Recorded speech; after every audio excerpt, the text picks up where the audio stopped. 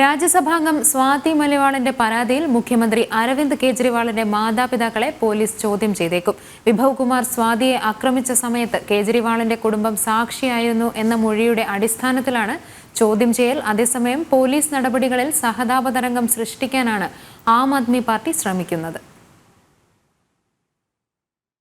May 13-ന് മുഖ്യമന്ത്രിയുടെ വസതിയിലെത്തിയ രാജ്യസഭാംഗം സ്വാതി മലിവാളിനെ കെജ്രിവാളിന്റെ personal assistant Vaibhav Kumar മർദ്ദിച്ചു എന്നാണ് പരാതി.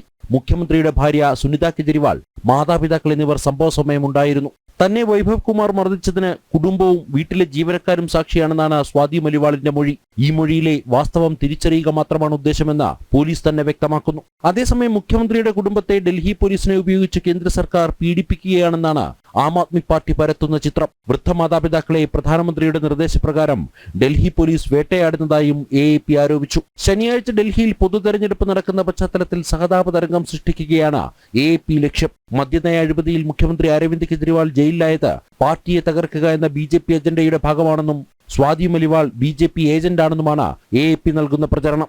അതേസമയം തന്റെ സ്വകാര്യ ചിത്രങ്ങൾ വ്യാജമായി നിർമ്മിച്ച് ആം ആദ്മി പാർട്ടി പ്രചരിപ്പിക്കുന്നതായും അപകീർത്തിപ്പെടുത്തുന്നതായും സ്വാതി മലിവാൾ ആശങ്ക പ്രകടിപ്പിച്ചു.